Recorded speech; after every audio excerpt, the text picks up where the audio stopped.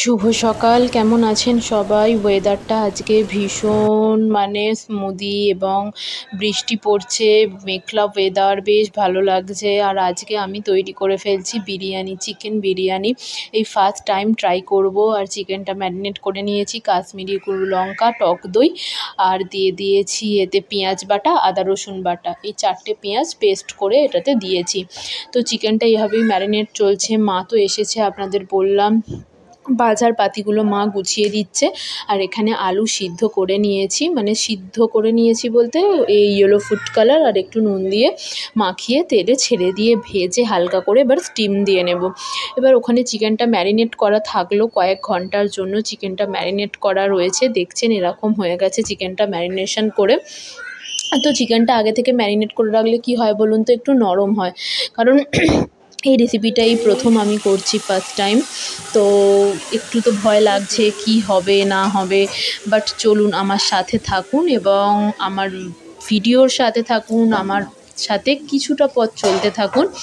দেখুন কিভাবে আমি রেসিপিটা বানাচ্ছি এবং আর্যকে নিয়ে সমস্তটা হ্যান্ডেল করে তারপরেও আমি যে এই স্টেপটা নিয়েছি বিরিয়ানি করার, এটাতে আমি নিজেকেই হ্যাটস অফ জানিয়েছি।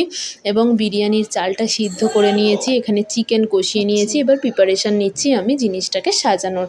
হাঁড়িতে প্রথমে ঘি দিয়ে পুরো হাঁড়িটা আমি পুরো প্রপারলি ঘি দিয়ে মাখিয়ে নিচ্ছি। এবং আপনারা যদি চান এই বিরিয়ানির রেসিপিটা আমি আরও ভালো করে আপনাদের সাথে শেয়ার করব, এইটা জাস্ট নর্মালি আমি আমার ভ্লগ, যেহেতু লাইফস্টাইল ভ্লগ ছাড়ি, তো ওই কারণে আমি আপনাদের সাথে শেয়ার করছি। চিকেনগুলোকে ভালো করে সাজিয়ে নিয়েছি।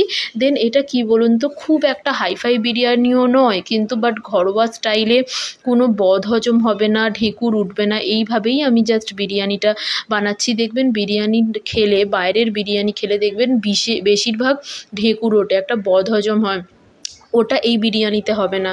কারণ আমি গন্ধের যে জিনিসগুলো, মিঠা, তোর, কেওড়া জল, এই পরিমাণগুলো ভীষণ অল্প দিয়েছি যাতে শরীরটা খারাপ না হয়।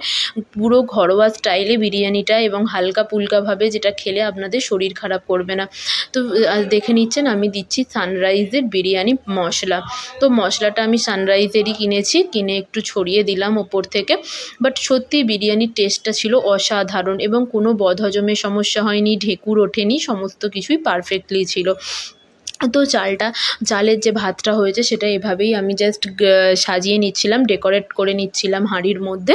তো এই প্রথম করছি, একটু তো ভয় লাগছে, হচ্ছে কি হচ্ছে না, বাট তাও চেষ্টা সারা জীবন মানুষকে করতে হয় এবং চেষ্টার কোনো বিকল্প নেই।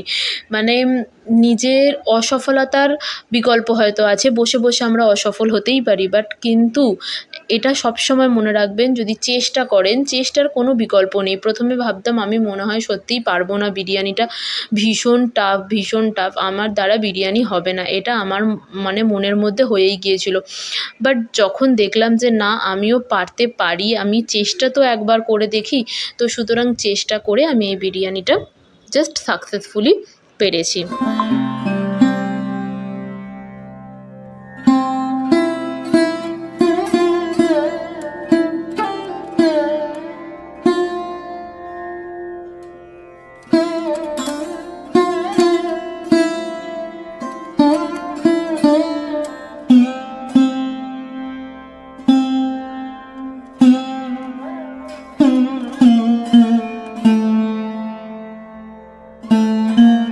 কেমন হয়েছে মা?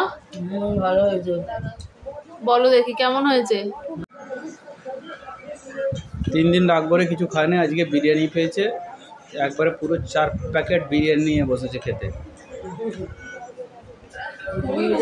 কতটা ভাইরাল হচ্ছে, টিভিতে তোমাকে দেখছে, তোমাকে আর তোমার ছেলেকে, তার মানে তোমাকে আমার নেটটা ভরিয়ে যেতে হবে, তুমি ভাইরাল হয়ে যাবে। আমার ডেলি লাইফস্টাইল ভ্লগ যদি আপনাদের ভালো লাগে, সত্যিই একটা লাইক করবেন, খুব ভালো লাগলে বন্ধুদের সাথে শেয়ার করবেন। দেখা হচ্ছে নেক্সট ভ্লগে, টাটা।